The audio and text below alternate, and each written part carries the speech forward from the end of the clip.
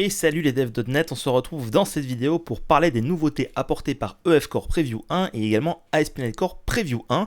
J'ai fait une vidéo précédemment sur .NET 8 Preview 1, j'étais un peu plus long que prévu, donc j'ai décidé de la scinder en deux pour faire ici la partie EF Core et ASP.NET uniquement. J'espère cette fois-ci être un peu moins long. Si tu aimes ce que je fais et que tu veux soutenir mon travail, n'hésite pas à liker cette vidéo, tu peux également t'abonner à ma chaîne, cela soutient énormément mon travail et aide l'algorithme à mieux référencer mes vidéos. Tu restes libre d'activer les notifs si tu le souhaites ou non. Tu trouveras également dans la description de cette vidéo et également ici à l'écran le lien vers ma plateforme e-learning où est-ce que j'ai mis tout mon savoir dans des cours .NET disponibles en VOD que tu peux acheter. Donc n'hésite pas à te rendre sur la plateforme, à aller faire un tour pour voir si tu peux apprendre certaines choses en plus autour des technos .NET. Et d'avant, je te remercie de ton soutien. On va parler dans cette vidéo des mises à jour de EF Core 8 Preview 1 et de ASP.NET Core Preview 1 et on commence sans plus attendre par ouvrir le bal par EF Core Preview 1. Donc qu'est-ce qu'il y a de nouveau dans EF Core? Généralement, quand EF Core va sortir, c'est souvent parce que niveau communautaire, il y a eu des demandes de choses qui existent dans d'autres packages, comme Dapper par exemple, ou des besoins particuliers, et la team EF Core l'implémente. Ici, EF Core 8, c'est bien le successeur de EF Core 7, et on reste bien sur EF Core et non pas EF tout court, hein. Attention, on a ne pas faire le mélange avec EF 6, qui est l'ancienne version de EF. Pour l'instant, EF Core 8 est en .NET 6 au niveau de ses librairies, donc eux, en tant que fournisseur de package, décide de coller à la version LTS. Il n'y a donc pas de... On peut donc utiliser facilement EF Core sur des projets .NET 6, .NET 7 et .NET 8 sans problème, mais pour l'instant, ils targetent .NET 6, ce qui veut dire qu'ils ne vont pas profiter de tout ce qui a été ajouté dans les dernières versions de C# et du framework .NET, notamment par rapport à la version 7 et C# 11, et ils vont targeter .NET 8 au moment de la release. Très probablement avec EF Core RC1, on aura l'alignement avec .NET 8. Ils vont donc faire l'alignement des versions plus tard. Là pour l'instant c'est .NET 6. Alors qu'est-ce qu'il y a de nouveau? Donc ici déjà on a un petit rappel de ce qu'ils ont prévu en termes de roadmap. Donc j'en avais parlé dans ma vidéo précédente, si tu veux avoir accès à la roadmap de EF Core, tu as un lien dédié. Qu'est-ce qu'il y a de nouveau dans cette preview-là? Déjà, quelque chose qui était attendu depuis assez longtemps, c'est la possibilité de gérer date only et time only. Donc ça, on en parlera un peu plus bas. Ici, on a ce qu'on appelle les raw SQL queries pour les types qui ne sont pas mappés dans ton DB contexte. Chose qui est assez intéressante. En fait, Dapper avait souvent le vent en poupe parce qu'on n'était pas obligé d'avoir toute cette phase de configuration en disant tel objet va être configuré de telle façon avec la base de données. On pouvait simplement mettre je veux récupérer avec ma connexion SQL avec Dapper tel type d'objet et voilà la requête SQL et mon bonhomme tu te débrouilles, tu me fais rentrer les colonnes dans les propriétés de mon objet. Et donc, ils ont introduit cette nouveauté dans EF7 et ils veulent l'améliorer dans EF8 pour faire en sorte que on puisse avoir plus de flexibilité. En gros, on va faire... Ils ont pris le parti de faire un exemple ici. Ils ont donc créé une table post qui contient donc l'identifiant, titre, contenu, ainsi de suite. Et ils ont créé un objet ici, blog post, qui donc est la représentation identique à ce qu'il y avait dans la base de données. Donc au final, ici, on a exactement la même chose, sauf qu'il n'y a pas de configuration du DB contexte. Au lieu de ça, ils vont juste faire sur l'objet database un SQL query en disant je veux récupérer un élément de type blog post avec cette requête-là. Alors ici, c'est une query, donc on récupère une liste de blog posts, mais comme vous le voyez, ça ressemble quand même pas mal à Dapper. La seule part de configuration qu'on va avoir, c'est configurer comment ton contexte EF Core va se connecter à ta base de données et après tu vas pouvoir l'utiliser exactement comme Dapper. Donc il n'y a plus besoin d'avoir cette phase de configuration en disant que cette entité est connectée à la base, ça c'est la primary key, lui il est required parce qu'il est not nul, un varchar max. Non, en fait ici on part d'une base qui existerait déjà sur laquelle on veut créer des objets pour aller les requêter. Après, c'est une guerre de clochers de dire l'un est meilleur que l'autre. Ici, il faut juste savoir que, au final, ce que la communauté aime bien chez Dapper, de pouvoir directement requêter une base avec du SQL brut et de récupérer un objet C#, peut maintenant se faire avec EF Core. Et donc, ça génère du SQL qui est tout à fait propre et nickel. Donc ici, étant donné que tu as fourni toi-même le SQL, celui qui est généré est juste paramétrisé. Donc exactement comme le ferait Dapper. Et en plus de ça, on a ici l'interpolation. Il faut savoir que EF Core va automatiquement détecter que c'est une chaîne interpolée et donc rajouter des protections contre l'injection SQL sans que tu aies besoin de t'en préoccuper. Donc pas obligé de faire les paramètres comme tu le feras avec du Dapper ici, c'est automatiquement géré par EF Core. Alors avant, on avait une classe qui représentait à 100% ce qu'il y avait dans la base avec pas de constructeur, donc le constructeur automatique sans paramètres, et par exemple le nom des propriétés qui correspond exactement au nom des colonnes dans la base.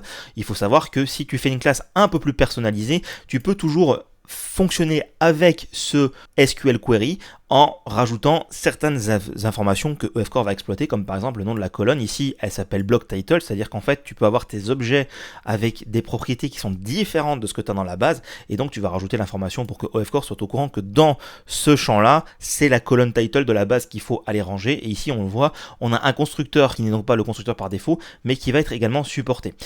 Il faut savoir que ce SQL Query retourne un eQueryable, comme c'est mentionné ici, ce qui veut dire que tu vas pouvoir après faire du link dessus et donc éventuellement rajouter des choses dans ton SQL, mais à l'aide de links. Donc ici, on a le SQL de base, celui qu'on voudrait faire, typiquement que tu voudrais peut-être utiliser si tu vas aller requêter une vue ou une procédure stockée, et après, ce qui va se passer, c'est que EF Core va faire ça en sorte que ce soit ta sous-requête, aller récupérer les informations dont tu as besoin dans cette sous-requête et appliquer ton where dessus. Donc en fait, qu'est-ce qui se passe?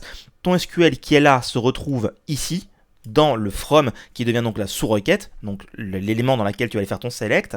Vu que post-summary contient uniquement ces trois éléments-là, il va aller automatiquement récupérer les noms des colonnes par rapport à ce qui est attendu dans le post summary. Et ensuite, il va rajouter le where que tu avais ici en l'appliquant sur ta sous-requête. Donc, on peut un peu mixer les deux mondes si on en a besoin. Ça reste de l'EF qui va transformer tes requêtes lignes en SQL. Il rappelle que tu peux faire tout ça uniquement en mode link si tu veux pas écrire de SQL. Donc cette fois-ci, par contre, on a bien un élément qui a été configuré au niveau du DB contexte et donc ça donne quelque chose qui est comme ça. Et l'avantage de passer par uniquement du link, c'est que ça fait du SQL qui est un peu plus clean parce qu'ici en fait on veut avoir juste des post summary, donc il va générer du SQL qui est un poil plus clean que ce qu'il y avait ici, vu que en gros tu n'as pas de sous-requête, c'est directement le inner join qui est généré par EF. Il est un interpréteur SQL assez puissant pour interpréter ton link vers du SQL, donc tu peux tout à fait en profiter. Mais le point à retenir de ce point en particulier, c'est qu'on peut maintenant faire du SQL query, peu importe le type qu'il y a derrière. Ça rejoint un petit peu ce qu'on peut faire avec Dapper, que certains disaient c'est embêtant, EF Core il faut forcément configurer. Eh bien non, et ça a été légèrement amélioré en .NET 8. Tu peux également le faire sur des vues, tu peux également le faire sur des fonctions SQL. Donc là, ça c'est peut-être un peu plus réservé à SQL Server par rapport à cette notion de vue, de fonction et de procédure stockée. En tout cas, la syntaxe qui est ici me semble plutôt du SQL Server. Il faut savoir d'ailleurs que Microsoft ne supporte officiellement que deux bases de données qui sont SQL Server et SQLite. Enfin, en fait, je mens parce qu'il y a une troisième, il y a aussi Cosmos DB qui est un petit peu un mix entre tout ce qui existe. Mais pour les autres bases, que ce soit MySQL, Oracle, Postgres et ainsi de suite, ce sont des fournisseurs de packages qui sont communautaires. Donc là, c'est très probable que ce qu'il y a ici soit du SQL Server vu qu'on n'a pas de procédure stockée en SQLite par exemple. Donc, on peut, grâce à SQL Query, on va dire court-circuiter les limitations qu'on avait jusqu'à aujourd'hui pour aller réussir à faire ça sur des bases, sur des vues, des procédures stockées, ainsi de suite. Assez intéressant. Alors le lazy loading pour les queries qui sont non traquées, bon déjà, de base, ils l'ont ajouté, mais moi, si je peux vous donner un conseil, ne faites jamais de lazy loading. Donc il faut d'abord l'activer, le lazy loading. En gros, l'idée c'est de dire j'ai un élément, cet élément a des éléments qui lui sont liés. Par exemple, on va prendre un truc qui est tout bête, j'ai un élève est inscrit à plusieurs cours, donc depuis l'élève je peux aller voir ses cours, et le lazy loading c'est simplement de dire au moment, au runtime, où est-ce que sur un élève je veux accéder à ses cours, à ce moment bien précis, vu que la collection est vide, va faire la requête en base et remplit la liste des cours. Le problème avec ça, c'est que si tu décides, pour une raison qui t'est propre, d'aller faire, je sais pas, un parcours en profondeur, d'aller faire de la sérialisation de cet objet-là, tu peux éventuellement aller chercher toute la base de données. Donc le lazy loading, en fait, ça se fait en arrière-plan, c'est sournois et c'est typiquement un truc qui va péter ta performance. Ici, ils ont fait une modification, c'est que avant, quand on faisait du as non tracking, donc as no tracking, ça veut simplement dire que tu n'actives pas le change tracker du DB context pour surveiller les modifications des propriétés et donc que si tu fais après un update, tu dois spécifier qu'est-ce qui a été mis à jour, qu'est-ce qui n'a pas été mis à jour. Eh bien, là, avant, ça ne marchait pas avec le lazy loading. Dès que tu avais des objets qui étaient non traqués, tu ne pouvais pas les lazy loader. Maintenant, c'est autorisé. Donc ici, comme tu le vois, en fait, ils vont aller parcourir tous les posts dans un objet de type blog pour aller parcourir tous les posts. Et vu que ici, les blogs ont été récupérés de façon non traquée et qu'on n'a pas fait de include, on va utiliser le lazy loading quand bien même l'objet n'est pas traqué. Donc ça va te permettre de récupérer les objets depuis la base de données. Ça peut sembler pratique de prime abord, mais c'est vraiment quelque chose qui est à bannir. Et donc ici, il montre que effectivement, les éléments sont loadés ou non. Donc il y a quand même quelques limitations par rapport à ça, et encore une fois je ne vais pas rentrer dans le sujet parce que ce n'est pas pour moi une bonne pratique de faire du lazy loading. On a le support de date-only et time-only sur SQL Server. En fait, c'est date-only et time-only des nouvelles structures qui ont été ajoutées dans une version antérieure de .NET. Jusqu'à présent, il était nécessaire de passer par un package communautaire pour pouvoir le gérer au niveau de SQL Server. Donc on avait ici ce package-là, fourni par un membre de la communauté qui est très versé dans la gestion des bases de données. Et donc qui faisait en sorte que on puisse utiliser date-only et time-only dans nos objets et que ça mappe avec le bon type en SQL Server. C'était nécessaire en EF Core 6, EF Core 7. En EF Core 8, il n'y a plus besoin d'avoir ce package communautaire, c'est géré nativement, donc ce package va rester pour ceux qui sont dans les versions antérieures. Mais finalement, si on met un date-only ici ou un time-only ici, ce que ça va faire, c'est que ça va utiliser les champs time et date qu'il y a dans SQL Server pour stocker ça en tant qu'élément natif. Donc ça va se binder avec le bon type en SQL Server. Alors ici, il ne parle pas de SQLite, ce qui donc forcément veut dire que pour l'instant, la gestion SQLite se fait toujours à la façon comme elle était à l'ancienne. Je crois d'ailleurs qu'en SQLite, les dates et les temps sont stockés sous forme de chaîne de caractères et après transformés. Ça va peut-être changer. Il faut dire que j'utilise SQLite uniquement pour de la démonstration et jamais pour de la production, donc voilà. Donc au final, on a une petite amélioration sympathique de F. Le SQL Query qui peut être un game changer pour ceux qui cherchent du Dapper-like. La gestion date-only, time-only qui est assez sympa. Donc on n'a pas énormément de nouveautés. Encore une fois, il y a eu des corrections de bugs et des petites améliorations assez discrètes dans le fond du package, mais au final, on se retrouve avec quelque chose qui va dans le bon sens et qui permet de gérer plus de choses. Donc voilà, quelques petites nouveautés. Le lazy loading, je préfère même pas en parler. C'est mieux de ne pas en parler. Donc pour moi, je retiens dans cette nouvelle mise à jour de F, le SQL Query qui a été ajouté et qui est un peu plus extensible et un peu plus permissif que ce qu'on avait en EF Core 7. En EF Core 7, on avait aussi le SQL Query mais qui était beaucoup plus limité. Maintenant, on va vers quelque chose qui ressemble beaucoup plus à Dapper et ça fait plaisir de voir que ça prend ce chemin-là. Donc, pour EF Core, quelques nouveautés. Ça va dans le bon sens. Maintenant, ASP.NET Core, le gros morceau de la preview, on a ici mis en premier plan forcément Blazor United. Alors qu'est-ce que c'est Blazor United?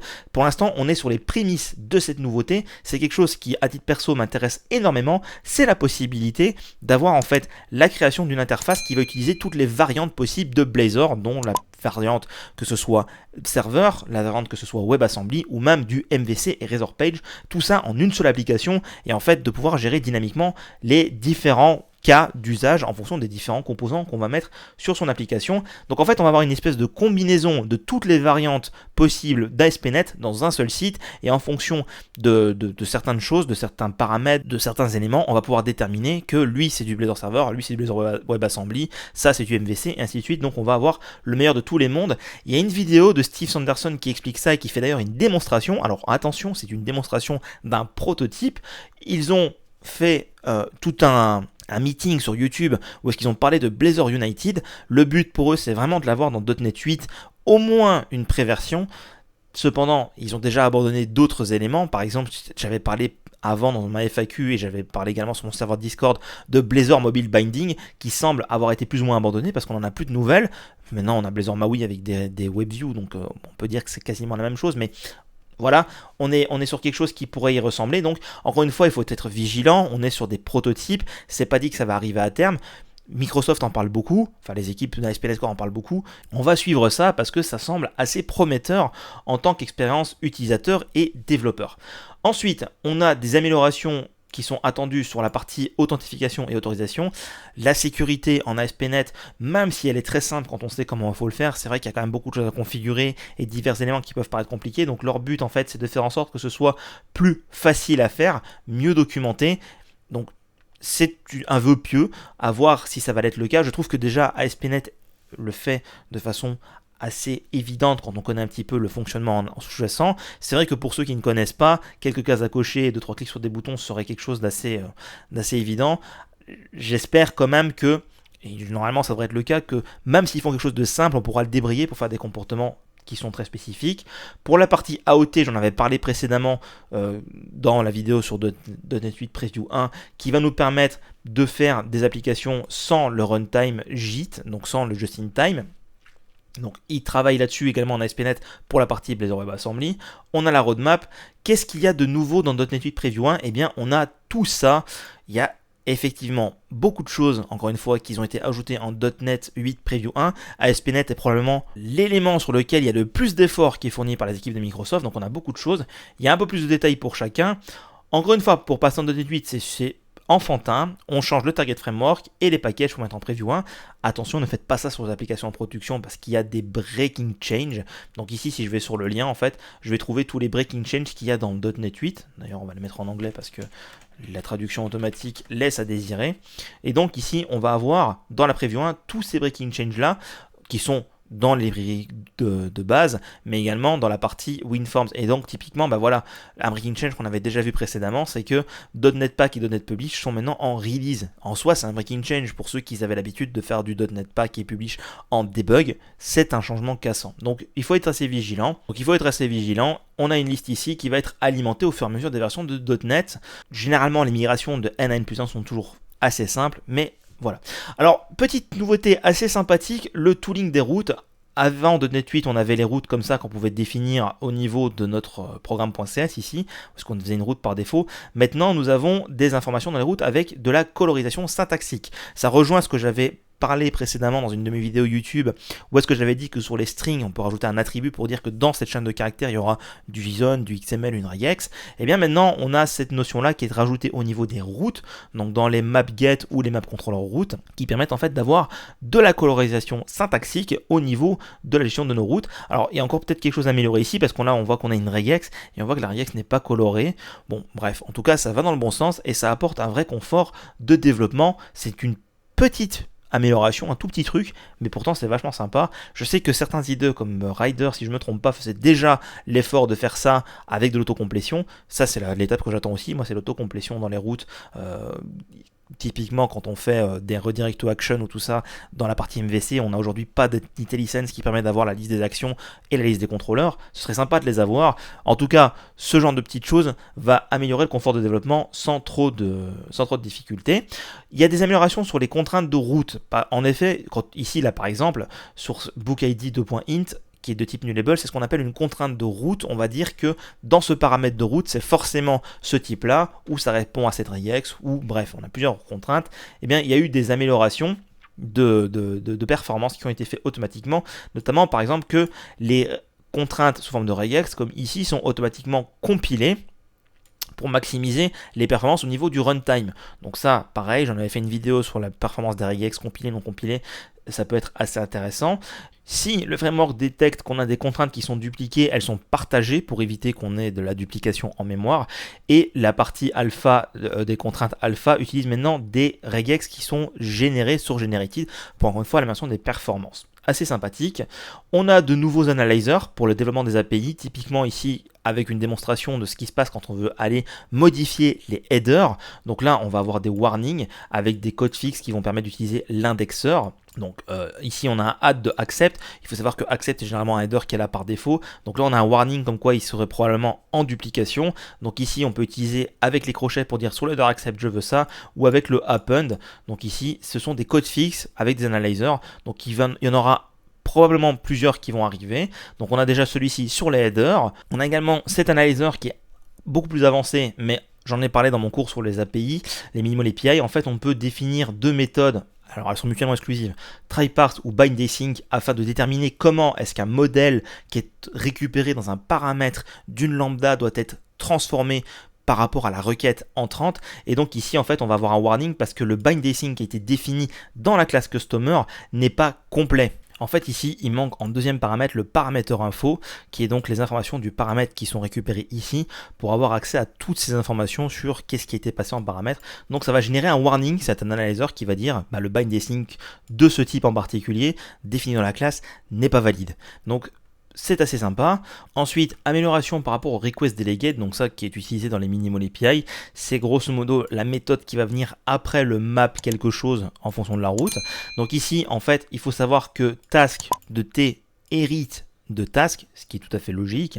Donc ça veut dire qu'en fait ce code-là est totalement valide vu que le request delegate prend en paramètre un contexte HTTP et va retourner une task. c'est le request delegate de base, sauf qu'ici ce qu'ils ont fait, c'est qu'en fait le résultat a été cassé dans le sens où on va avoir un warning, vu qu'ici on fait un from result avec une chaîne de caractères qui retourne une task de chaîne de string, ce qui est valide au niveau C#, mais qui est invalide au niveau request delegate, parce qu'il faut retourner une task tout court. Donc c'était valide au niveau C# parce que task de T est une spécification de task. Donc ce qu'il faudrait faire ici, c'est faire en sorte que le request delegate retourne bien une task, et donc en fait l'erreur qu'on pourrait avoir ici, c'est qu'on aurait pensé que en faisant ça on allait avoir sur la réponse hello plus la valeur qu'il y a dans la route name, sauf que ça ne marchera pas. Donc pour ça, du fait qu'on retourne une task sans le warning, parce qu'on a un warning qui va nous prévenir et non pas une task de chaîne de caractères, on est forcé de retourner une task, et bien ça veut dire qu'on doit utiliser autre chose pour faire en sorte que la chaîne soit écrite sur la réponse, donc utiliser directement c.response.writeAsync. On peut simplifier bien sûr tout ça en utilisant les minimal API directement comme ceci. Là, l'idée c'est simplement de montrer que si on utilise le request delegate, il faut faire attention qu'elle retourne une task et non pas une task fortement typée d'un élément qu'on pourrait penser qu'elle est valide alors qu'elle ne l'est pas. Ensuite, nous avons l'envoi des exceptions dans le synchronization context de Blazor. En fait, c'est un truc qui est vachement cool parce que ça, je vais en profiter pour justement en parler dans mon nouveau cours sur Blazor quand je vais tourner la mise à jour avec .NET 8. C'est simplement qu'aujourd'hui, on a ce qu'on appelle les error boundaries en Blazor qui permettent de dire j'encapsule ce composant dans une espèce de try-catch graphique, et s'il y a une exception qui se passe dans mon code sous-jacent, je peux l'envoyer au synchronization context qui va en gros le faire basculer dans l'error boundaries. Là, je vais très vite sur la question, j'y reviendrai plus en détail dans mon cours quand je ferai la mise à jour, mais je trouve ça assez cool parce que des fois, il arrivait assez souvent que des erreurs s'envolent et ne passent pas donc dans l'error boundaries d'un composant. Là, on va pouvoir les recapturer pour les mettre dedans et faire en sorte que l'application reste valide, mais que juste ce composant soit pété. Ensuite, il y a eu des améliorations dans WebAssembly. Comme souvent, comme à chaque mise à jour de .NET, on a la possibilité maintenant de faire du hot reload en WebAssembly avec des éléments un peu plus poussés, comme par exemple les champs d'instance, les propriétés et les events. Si on fait des modifs sur ces éléments-là, avant .NET 8, le hot reload ne marchait pas, il fallait relancer son application et la recompiler. Maintenant, on va pouvoir le faire directement en hot reload avec WebAssembly, assez sympa. Le support des serveurs de symboles pour débugger en WebAssembly et le support du debugging avec Firefox. Alors personnellement, je n'utilise pas Firefox pour développer et en plus de ça, je débug jamais en WebAssembly vu que j'ai d'autres techniques pour pouvoir débugger mes composants sans WebAssembly. Mais en gros, maintenant, tout ce qui fait écrire ce gros pâté de texte fait qu'on peut débugger directement dans la console de Firefox, du C# d'une application Blazor WebAssembly. On reste dans un débugger de navigateur qui est très bien pour du JS, probablement limité pour du Blazor Wasm, mais avant c'était pas supporté dans Firefox, maintenant ça l'est, assez sympa. Ensuite, on a quelque chose d'expérimental qui s'appelle le WebSeal, c'est le format en fait pour les assemblies. Qu'est-ce qui se passe? En fait, c'est très simple, il y a pas mal de logiciels d'entreprise, que ce soit des pare-feux ou des antivirus, qui vont bloquer les DLL. Ce qui veut dire que pour eux, une DLL, ça va être du code dynamique qui peut être injecté et donc maléfique, et donc par défaut, il peut y avoir des stratégies qui vont les bloquer. Ce qui veut dire que sur une application Blazor WebAssembly, vu qu'on télécharge les DLL à la fois du framework et de l'application, on aurait l'antivirus ou n'importe quel autre applicatif ou n'importe quelle autre stratégie d'entreprise qui bloquerait le téléchargement des DLL et qui ferait que c'est fini, tu ne peux plus télécharger les librairies et donc ton application ne fonctionne pas. Donc ce qu'ils ont fait, c'est qu'ils ont utilisé le format WebSeal qui est donc un standard en Wasm expérimental. Encore une fois, c'est expérimental, et donc il faut juste l'activer dans son CSproj et ça va faire en sorte que toutes les DLL sont maintenant des WebSeal et non plus des points DLL. Donc théoriquement, on a le même contenu, mais les stratégies de sécurité qui sont valides, qui interdisent le téléchargement de DLL, sont donc plus pertinentes vu qu'on télécharge du WebSeal. Attention, c'est expérimental. Il recommande de le tester si vous avez des problèmes de déploiement de vos applications Blazor WebAssembly dans votre entreprise et de faire tous les retours possibles et nécessaires pour que ça puisse devenir quelque chose de stable dans la nouvelle version. Donc assez intéressant.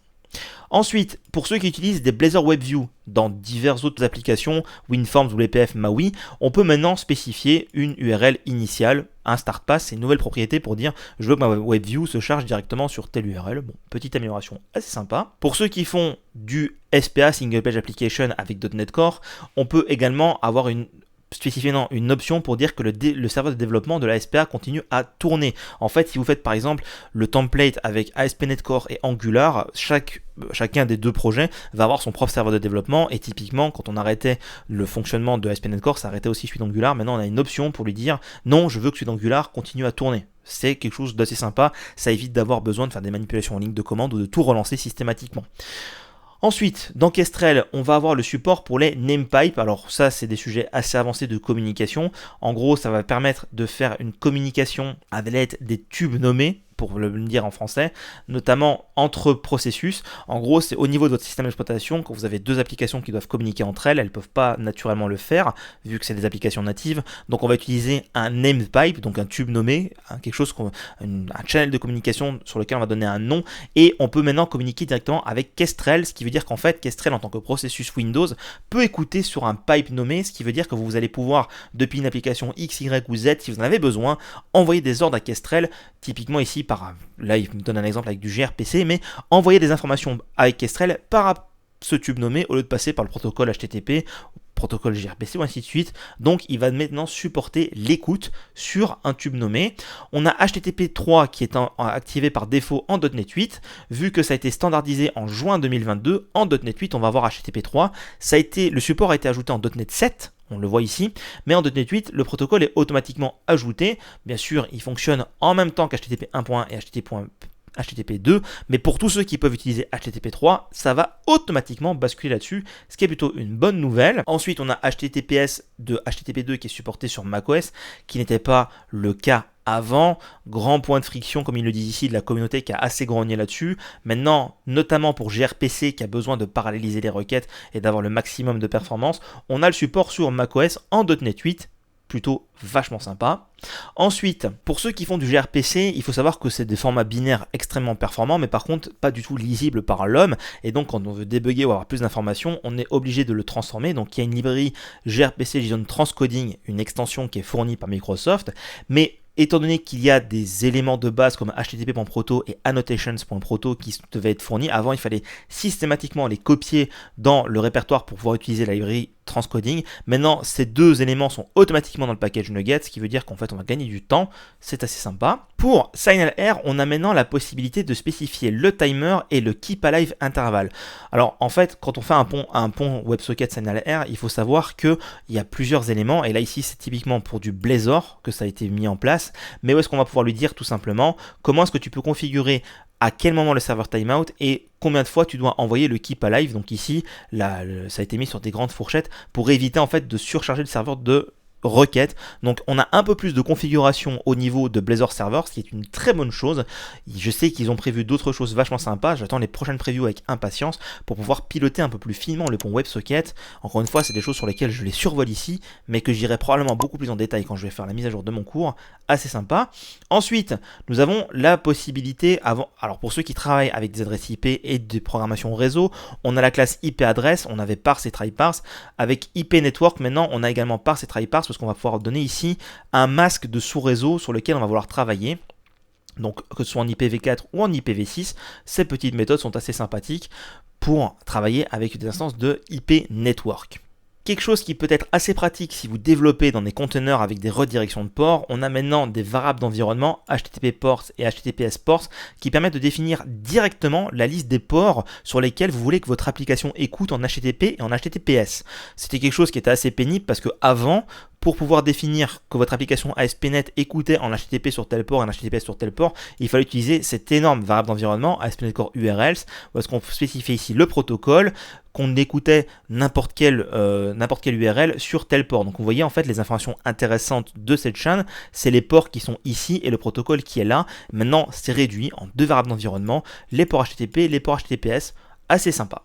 Pour terminer, ils ont mis en place un warning qui fait que si on a désactivé la connexion HTTPS, on aura uniquement HTTP 1.x qui est disponible. Donc ça veut dire qu'en fait HTTP 2, HTTP 3 seront automatiquement désactivés.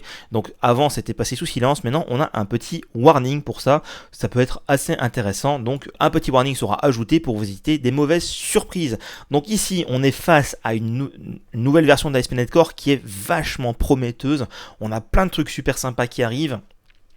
Surtout autour de Blazor United et de Blazor tout court, on a vraiment beaucoup d'évolutions. Encore une fois, ASP.NET va vraiment dans le bon sens. J'ai vraiment hâte de mettre ma main sur la version finale de cet ASP.NET 8 et de voir ce qu'il va y avoir dans les prochaines previews. Ça va être super riche.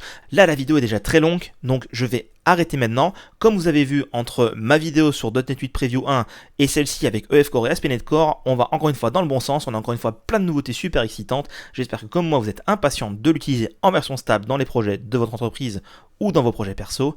Donc, super nouveauté, on se donne rendez-vous pour la Preview 2, l'exploration de ce qu'il y a de nouveau dans le .NET, en EF Core, en ASP.NET. D'ici là, je vous dis à bientôt pour une prochaine vidéo autour des technos.NET.